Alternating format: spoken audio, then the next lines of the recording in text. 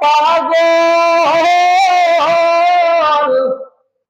আর আমি আল্লাহ আপনি নবীকে দেখার জন্য পাগল। সুবহানাল্লাহ জোরে বলেন না বাবা। আমার নবীর সম্মান কেমন বাড়াইলেন আমার আল্লাহ। এই মেরাজের মাধ্যমে আমার আল্লাহ বলে, বান্দা দুনিয়ার মধ্যে কত মানুষ আমার নবীর সম্মান কমাইবে। ও দুনিয়ার মানুষ তোমরা শোনো, আমার নবীর সম্মান তোমরা কত কমাইবা, আমি আল্লাহ তো আমার নবীর সম্মান বাড়াইলাম। ও আল্লাহ কেমন সম্মান বাড়াইলেন, আমার আল্লাহ তো জানে আখিরি জামানার মধ্যে এক শ্রেণীর মানুষ আসবে যারা আমার নবীর সম্মান কমাবে।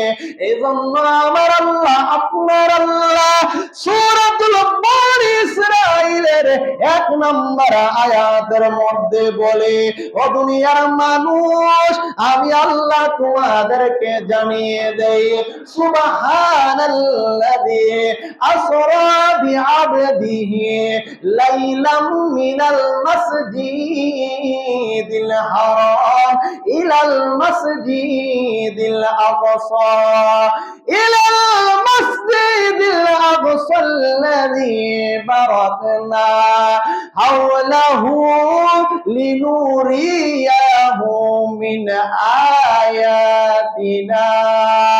আমার আল্লাহ বলে, দুনিয়ার মানুষ আখিরি জামানার মধ্যে কত মানুষ বলবে আমার নবীর মেরাজ হয় নাই, কত মানুষ বলবে আমার নবী আমার আল্লাহর সাথে দিদার হয় নাই, আবার অনেক মানুষ বলবে আমার নবীর আমার সাথে দিদার সরাসরি হয় নাই, স্বপ্নে যোগে হয়েছে। এই জন্য আমার আল্লাহ বলে, বান্দা শুনো, আমি আল্লাহ তোমাদেরকে জানিয়ে দেই, আমার হাবিবের দিদার স্বপ্নে নয়, সরাসরি আমি আল্লাহর সাথে দিদার হয়েছে।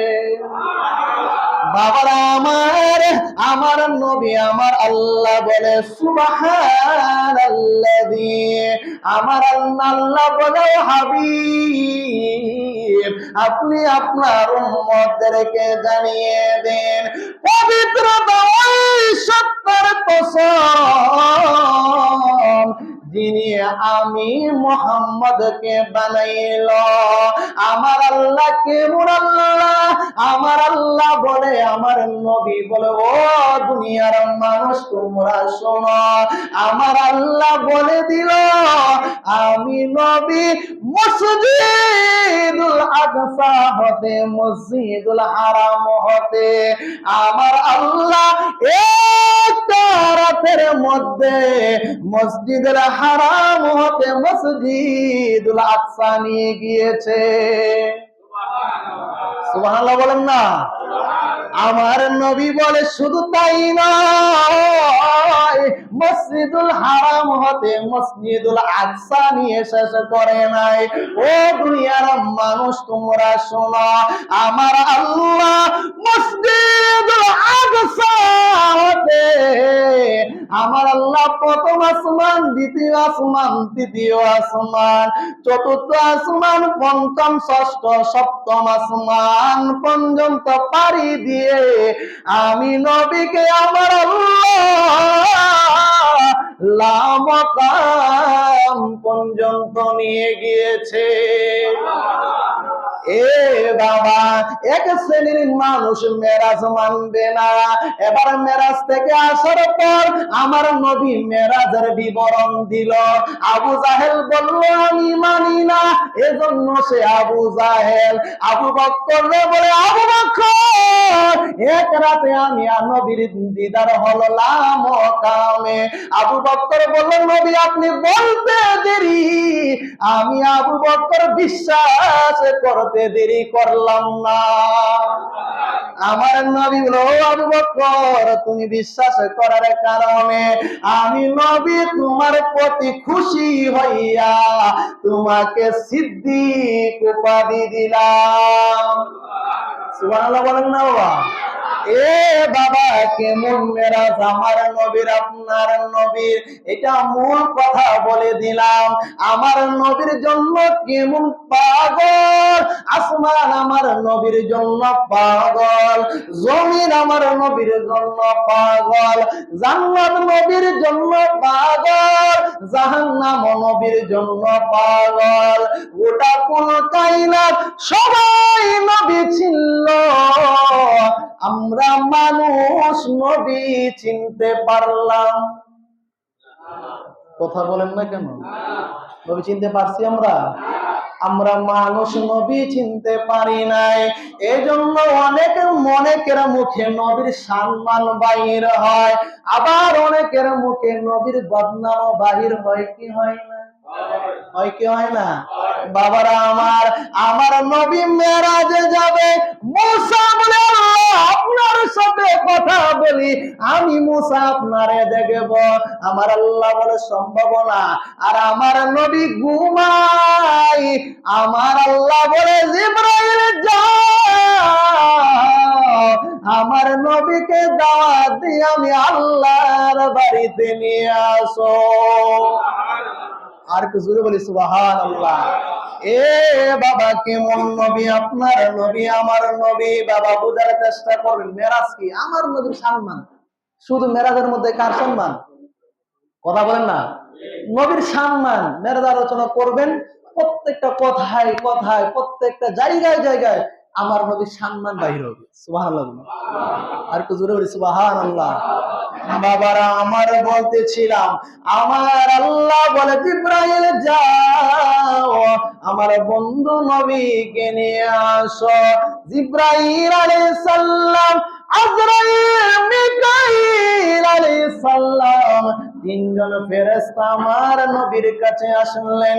ইয়া রাসূলুল্লাহ, আপনাকে আল্লাহ দাওয়াত দিয়েছে আল্লাহর বাড়িতে যাওয়ার জন্য।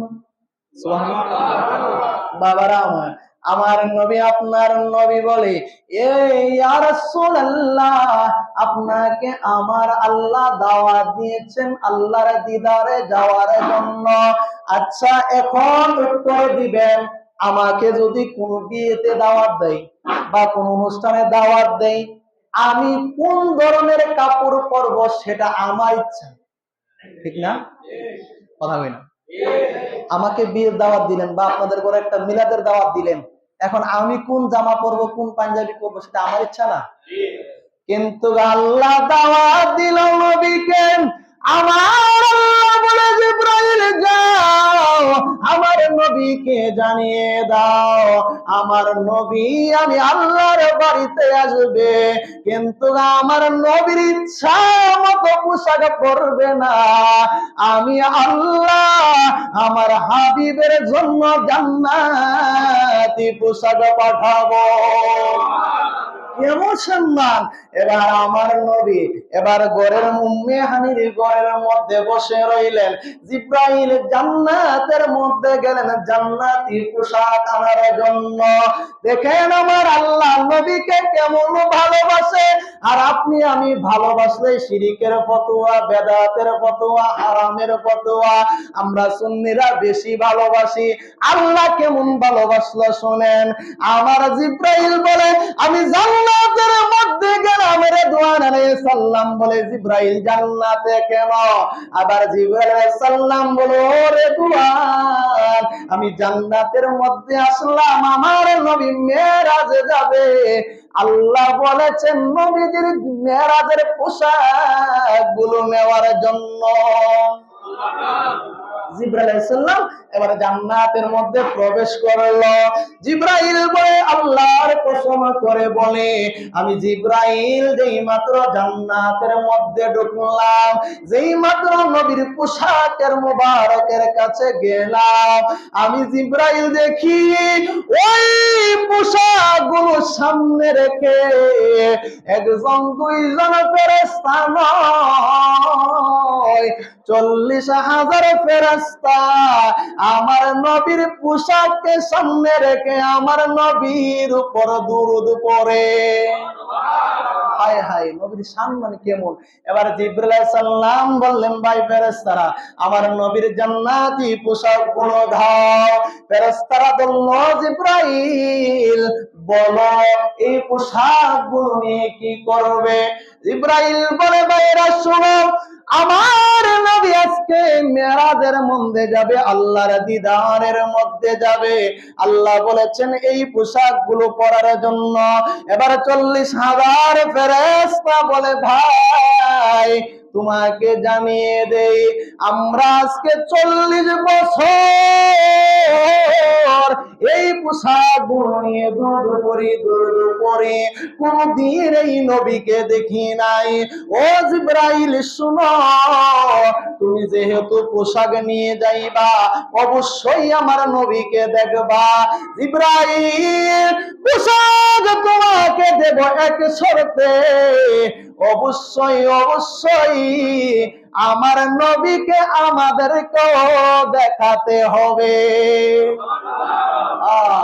এবার আমার নবীর জান্নাতি পোশাক টুকু নিল জিবরাইল। এবার আমার আল্লাহ বলে, জিবরাইল যাও, আমার নবীর জন্য জান্নাতি পাগড়ি মুবারক আমি আল্লাহ জান্নাতের মধ্যে রাখলাম। ও জিবরাইল যাও, আমার নবীর জান্নাতি পাগড়িটা নিয়ে আসো। এবার জিবরাইল আলাইহিস সালাম ওই জায়গার মধ্যে সেম কাহিনী দেখলেন। 40,000 ফেরেশতা ওই পাগড়ি মুবারককে নিয়ে দুরূদ পড়তে লাগলো। ওই 40,000 ফেরেশতা বাহানা ধরলো, জিবরাইল আমরাও নবীকে দেখতে চাই। এবার জান্নাতি পোশাক নিলাম, জান্নাতি পাগড়ি মুবারক নিল। এবার আমার আল্লাহ বলে, ও জিবরাইল, আমার নবী যেই বাহনের মধ্যে চড়ে আমি আল্লাহর বাড়িতে আসবে, ওই বাহনটাও জান্নাতের মধ্যে আমি আল্লাহ রাখলাম। জিবরাইল যাও, ওই বাহনটা বুরাক নামক বাহনটাও নিয়ে আসো। জিবরাইল আলাইহিস সালাম বুরাক আনার সময় গিয়ে দেখি ওইখানে আবার অন্যরকম কাহিনী। বিশাল বড় এক মাঠ, ওই মাঠের মধ্যে 40,000 বুরাক রয়েছে। কয়টা বুরাক লাগবে? কয়টা? একটা বুরাক। 40,000 বুরাক এক মাঠের মধ্যে খেলাধুলা করে। একটা বুরাক দূরের এক কোনায় বসে কান্না করতে লাগলো। জিবরাইল বলেন, কি 40,000 বুরাক সবাই যার জন্য খেলাধুলা করে, ওই বুরাকটা কেন কান্না করে? জিবরাইল আলাইহিস সালাম ওই বুরাকটার কাছে গেলেন। সুবহানাল্লাহ। ওই বুরাকটার কাছে গিয়ে জিজ্ঞাসা করলো, বুরাক তোমার কান্না করার কারণ কি? সবাই তো খেলাধুলা করে। বুরাক বলে, জিবরাইল আল্লাহ যখন আমাদেরকে বানাইলেন, বানানোর পর আল্লাহ আমাদেরকে বলে দিয়েছেন আমাদের মধ্যে থেকে যে কোনো একজন আমার নবীর আপনার নবীর সফর সঙ্গী হবে, আমাদের মধ্যে যে কোনো একজনের উপর আরোহণ করে আমার নবী আল্লাহর বাড়িতে যাবে। সুবহানাল্লাহ। ওই দিন থেকে আমি বুরাক কান্না করতে লাগলাম, না জানি এই ভাগ্যটা, এই সৌভাগ্যটা কার হয়, আমি বুরাকের হয় না অন্য বুরাকের হয়, এই চিন্তা করে আমি বুরাক কান্না করতেছি। সুবহানাল্লাহ, হুজুরে বলেন না। জিবরাইল আলাইহিস সালাম বলেন, 40,000 বুরাক একটা বুরাকও কান্না করে না। এই বুরাকটা বেশি কান্না করতেছে। বুরাকটাকে সৃষ্টি করার পর থেকে সে কান্না করতেছে। জিবরাইল বুঝলেন যে এই বুরাকটা হচ্ছে আশিক রাসূল। এই বুরাকটা কি? কথা কয় না, এই বুরাকটা কি আশিকে রাসূল। অন্যান্য বুরাকও আমার আল্লাহ বানালেন, কিন্তু নবীর জন্য কাঁদলো না, তারা যার জন্য ব্যস্ত। কিন্তু বুরাক, একটা বুরাক আমার নবীর জন্য 40 বছর ধরে কাঁদতেছে। জিব্রাইল বলে আমি অন্য কোনো বুরাক নিব না, এই বুরাকটাকে নিয়ে যাবো। সুবহানাল্লাহ। আর তো জোরে বলি সুবহানাল্লাহ। দুনিয়ার সবাই আমার নবীর সম্মান বুঝলো, আমরা মানুষ হতভাগা নবীর সম্মান বুঝতে পারলাম না। আল্লাহ আমাদের সকলকে নবীর সম্মান বোঝার ব্যবস্থা করে দিক। সকলে বলি আমিন। আর একটু জোরে বলি আমিন। বাবার আমার নবী, আপনার নবী যখন জিবরাইল আলাইহিস সালাম বুরাক নিয়ে এবার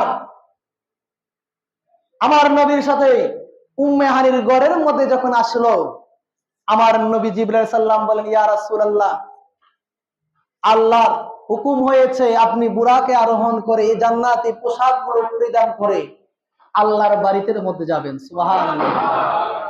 বাবার আমার নবীকে আমার আল্লাহ কতই ভালোবাসেন, আর আমরা নবীকে ভালোবাসতে পারলাম না। আমার নবীর সম্মান কি রকম, সাউন্ডটা ঠিক করেন। জিবরাইল আলাইহিস সালাম আমার নবী যখন বুরাকের মধ্যে উঠলেন, মক্কাতুল মুকাররমা থেকে, বাইতুল্লাহ হারাম শরীফ থেকে আমার নবী, আপনার নবী বাইতুল মুকাদ্দাস পর্যন্ত গেলেন। সুবহানাল্লাহ বলি। যাওয়ার পর এই বাইতুল মুকাদ্দাসে আল্লাহ রাব্বুল আলামিন যত পয়গাম্বর দুনিয়াতে পাঠিয়েছেন, সব পয়গাম্বর এক জায়গার মধ্যে একত্রিত হলো। আজকে এই জায়গার মধ্যে আমার নবী 2 রাকাত নামাজ আদায় করেছেন। কয় রাকাত? 2 রাকাত।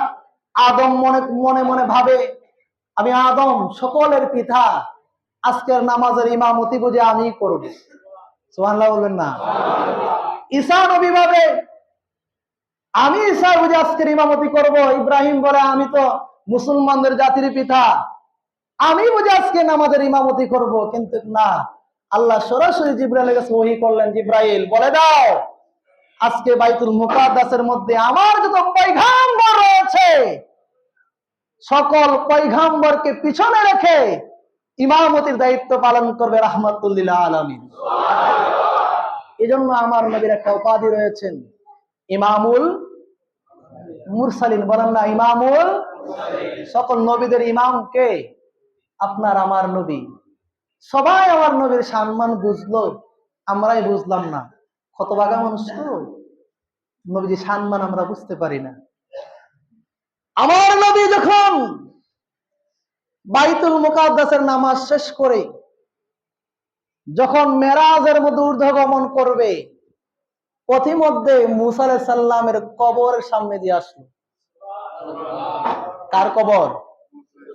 মুসা আলাইহিস সালামের কবর। আমার নবী দেখেন মুসা আলাইহিস সালাম কবরের ভিতরে নামাজ পড়ে। কি পড়ে? এবার কোন নবীরা কি মরে না, জিন্দা? অনেকে তো বলে নবীরা মারা যায়। নবীরা কি মরে? মরলে কি বাইতুল মুকাদ্দাসে আসতে পারতো? বাবারা আমার বুঝতে হবে, নবীদের ব্যাপারে যখন কথা বলবেন চেষ্টা করবেন তাদের সম্মান বাড়িয়ে, যাতে তাদের সম্মান না কমে এরকম কোন কথা বলা, এমন কথা বলবেন যে কথার দ্বারা নবীদের সম্মান বৃদ্ধি হয়। এরকম কোন কথা বলা যাবে না যে কথার দ্বারা আল্লাহ এবং আল্লাহ রাসূলদের সম্মানের মধ্যে আঘাত আসে। ঠিক না বিধি? বাবার আমার, মুসা আলাইহিস সালামের কবরে দেখলেন মুসা আলাইহিস সালাম নামাজ আদায় করে। এরপর আমার নবী প্রথম আসমানে যখন উঠলেন, প্রথম আসমানে আমার নবীর আদম আলাইহিস সালামের সাথে দেখা হয়ে গেল। সুবহানাল্লাহ। তাহলে আদমও জিন্দা আছে, ঠিক না? সব পয়গাম্বরে জিন্দা, সব পয়গাম্বর আল্লাহর বন্ধু। ঠিক না ঠিক? যারা আল্লাহর বন্ধু তাদের ব্যাপারে কোনো কথা বলেন না কেন? তাদের ব্যাপারে কোনো কথা নাই, তাদের সম্মান অনেক করবে। বাবা আমার বলতেছিলাম, প্রথম আসমানে আমার নবী আদম আলাইহিস সালামের সাথে দেখা, দ্বিতীয় আসমানে আমার নবীর সাথে ঈসা আলাইহিস সালাম, ওই ইয়াহইয়া আলাইহিস সালামের সাথে দেখা হলো। তৃতীয় আসমানে আমার নবীর সাথে ইউসুফ আলাইহিস সালামের সাথে দেখা হলো, সুবহানাল্লাহ বলে। চতুর্থ আসমানে আমার নবী ইদ্রিস আলাইহিস সালামের সাথে দেখা হলো, সুবহানাল্লাহ। ইদ্রিস আলাইহিস সালামের আবার কাহিনী আছে। দেখেন আমার নবী কেমন নবী, মেরাজে যাওয়ার আগেও উম্মতের কথা চিন্তা করে, জিবরাইল আমি যে মেরাজের মধ্যে যাব আমার গুনাহগার উম্মতের কি অবস্থা হবে। সুবহানাল্লাহ। মেরাজ থেকে আসার সময়ও আমার নবীর শেষ আবদারি, আল্লাহ আপনাকে তো আমি দেখলাম, আমার উম্মতের কি হবে। আর ইদ্রিস নবীর অবস্থা দেখেন, ইদ্রিস নবীর সাথে সম্পর্ক ছিল আজরাইল আলাইহিস সালামের। কার কথা কয় না, কার? আজরাইল আলাইহিস সালাম। অন্যান্য নবীরা কিরকম আর আমার নবী কিরকম? এই আজরাইল আলাইহিস সালামের বন্ধু হলো ইদ্রিস নবী। তো বন্ধু বন্ধুর কাছে অনেক বাহানা থাকে না, আবদার থাকে না, কথা বলে না, থাকে না? এই আজরাইল আলাইহিস সালাম বাহানা বললেন, বন্ধু তুমি তো আমার বন্ধু, আমি ইদ্রিসের মনে চাই আমি একটু জান্নাতটা দেখব। সুবহানাল্লাহ বলবেন না? ইদ্রিস নবী যখন এই আবদার করলেন, আজরাইল বলে, ইদ্রিস নবী জান্নাতে তো ঢোকার ক্ষমতা আমি আজরাইলেরও নাই যতক্ষণ পর্যন্ত রাহমাতুল লিল আলামিন না ঢুকবে। একটা কাজ করলে পারেন, প্রত্যেক শুক্রবার আমার আল্লাহ গোটা জান্নাতকে ফেরেশতাদের মাধ্যমে জান্নাতি পানি দ্বারা পরিষ্কার করে আপনি ইদ্রিস নবী ওই জান্নাতি পানিটুকু দেখতে পারবেন। সুবহানাল্লাহ বলবেন না? এবার জিবরাইল আলাইহিস সালাম আজরাইল আলাইহিস সালাম ইদ্রিস নবীকে, ঠিক আছে আমাকে জান্নাতের ওই পানিটুকু আমি একটু দেখবো, ওই নহরটুকু আমি একটু দেখবো।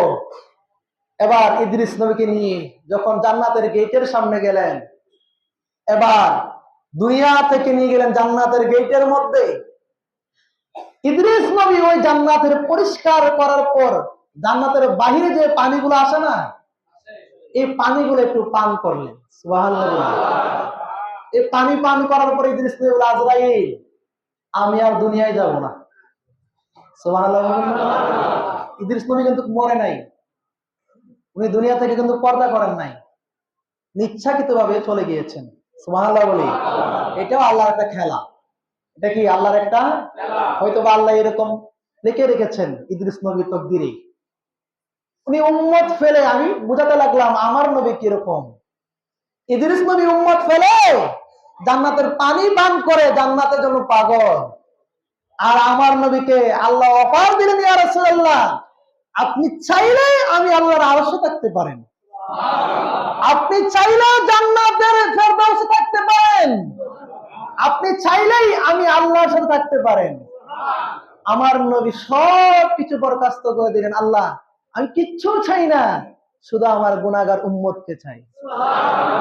আমার নবী যখন দুনিয়া থেকে পর্দা করলেন, জিব্রাইলের মাধ্যমে অফার দিয়েছেন, ইয়া রাসূলুল্লাহ আপনার দেহ মুবারক আমি চাচ্ছি আমি আল্লাহর কাছে নিয়ে আসার জন্য। সুবহানাল্লাহ।